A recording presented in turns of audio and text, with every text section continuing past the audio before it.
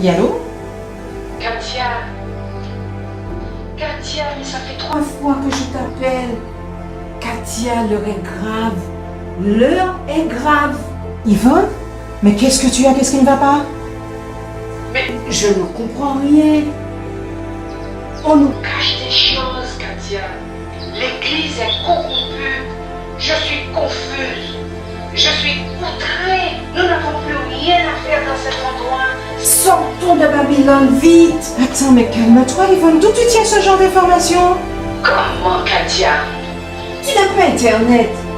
Tu es la seule à ne pas savoir ce qui se passe en ce moment. Écoute, Yvonne, il y a tellement de choses qui Se dit sur Internet. Notre plus grand besoin, c'est d'avoir l'Esprit de Dieu, afin de discerner toutes les inspiration et surtout ne pas nous égarer, Yvonne. Les égarés, ce sont ceux qui continuent à croire que tout va bien, alors qu'il n'en est rien. D'ailleurs, je ne t'ai pas appelé pour que tu me fasses l'amour. Je veux juste te laisser un message. Je ne veux plus entendre parler de l'église adventiste. L'un se terminera par les petits groupes, que tu le veuilles ou non. Yvonne, allô? Allô?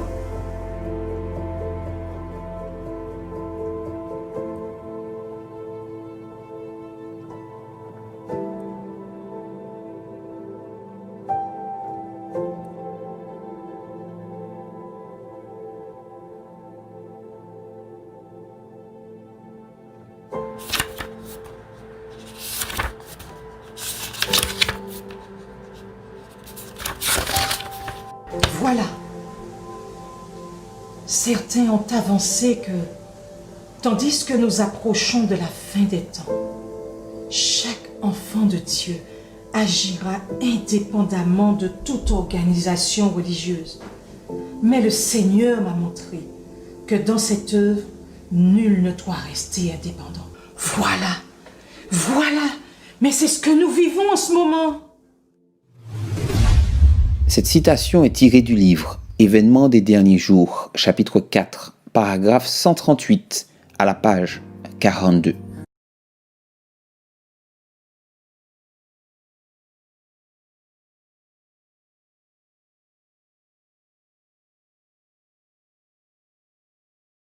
Cette vidéo a été spécialement préparée pour les membres adventistes de la communauté mondiale, afin d'y développer un sujet qui déchaîne les passions, un sujet qui donne lieu à une multiplicité d'interprétations. C'est la raison pour laquelle nous devrions être au clair afin que chacun de nos choix soit conforme à la volonté de Dieu pour son peuple. Et lorsque nous revenons à la citation d'Ellen White, elle a été rédigée dans un contexte particulier, plus précisément le 16 janvier 1907, à l'issue d'une période charnière de la réorganisation de la communauté adventiste. Et à cette époque déjà, il y avait un climat de tension. Et certaines personnes avaient des opinions diverses au sujet de l'organisation de l'Église. Et la citation d'Ellen White visait particulièrement à pointer du doigt l'état d'esprit de querelle et de dispute qui animait le docteur John Harvey Kellogg, dont les convictions avaient poussé un certain nombre de membres d'Église à la rébellion. Vous vous rappelez certainement de cette période de l'histoire.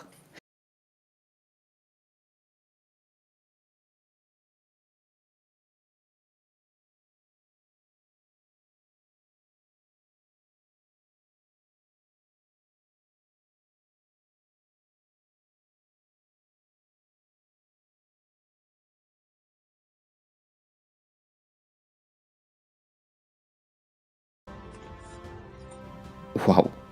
Nous avons ici une situation particulière puisqu'ils vont s'adresser à Jésus en direct au passé. Rappelez-vous qu'ils ne reconnaissent même pas que Jésus est devant eux, tellement ils sont absorbés par les choses négatives relatives à Jérusalem. Ils vont dire que Jésus était un puissant prophète en œuvre devant Dieu et devant le peuple. Mais ils vont surtout se focaliser sur les principaux sacrificateurs et les magistrats qui l'ont livré et l'ont condamné pour le faire crucifier. Nous avons ici des personnes qui sont en train de pointer du doigt les défaillances de la direction de Jérusalem. D'ailleurs, la version Parole de vie traduit ainsi leur déclaration. Nos chefs des prêtres et nos dirigeants l'ont livré pour le faire condamner à mort. On l'a cloué sur une croix.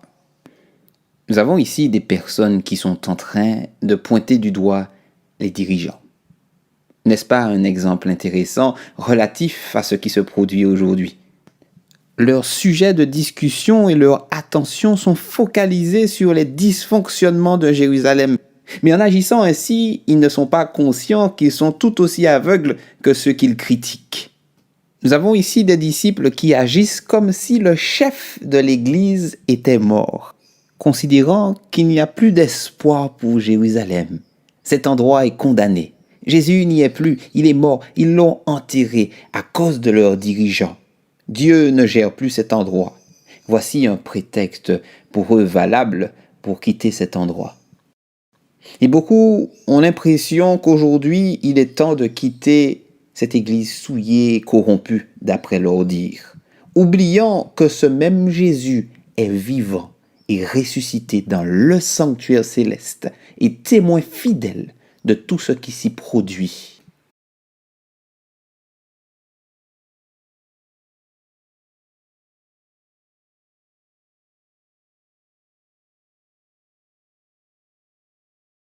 Le message que Dieu a confié à cette église, c'est-à-dire le message des 3 anges, sera prêché que le diable le veuille ou non. Mais ce que le diable désire par-dessus tout, c'est que nous puissions marcher par la vue et non par la foi. Si nous analysons des événements avec des yeux humains, nous risquons d'oublier que c'est Jésus qui est au contrôle de son Église. Nous devrions nous rappeler comment Dieu a mené son œuvre et pourquoi aujourd'hui nous sommes adventistes.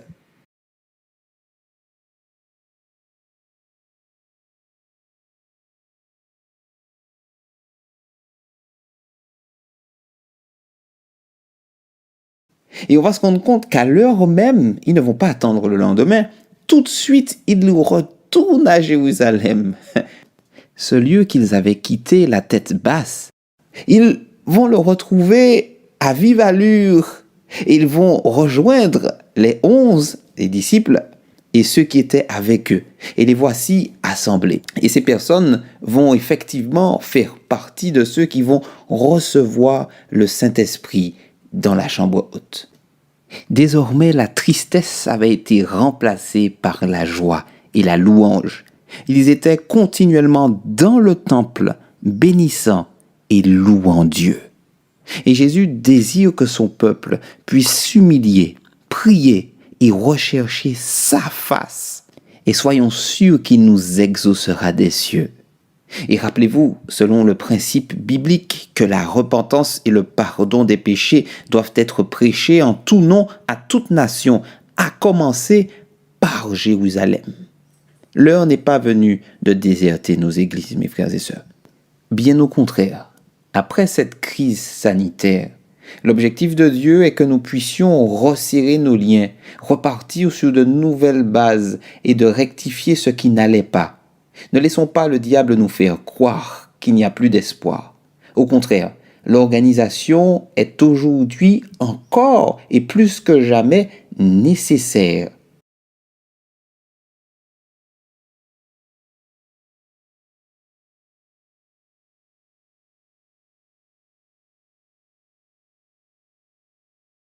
Seigneur notre Dieu, notre Père, nous venons à toi, Seigneur, car nos cœurs souffrent de voir, Seigneur, cette situation, cet instant.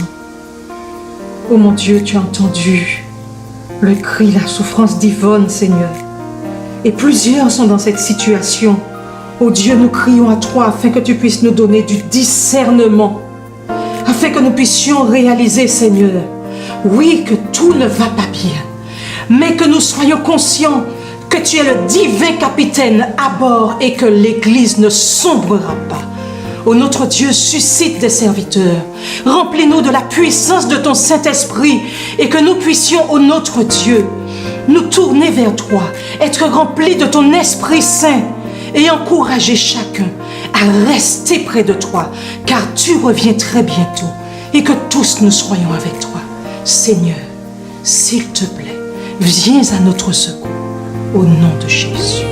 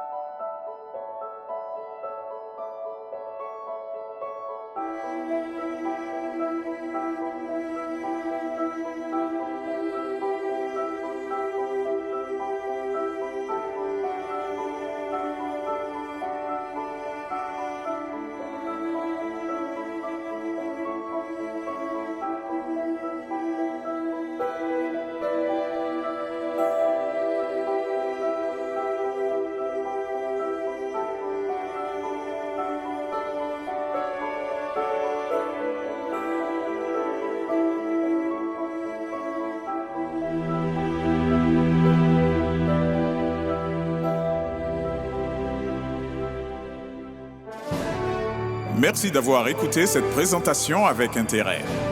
Pour plus d'informations, consultez notre site internet lereste.org et suivez-nous sur Facebook ainsi que sur YouTube à @lereste. Vous pouvez aussi nous contacter par email à info@lereste.org ou par téléphone au +33 6 12 60 13 69.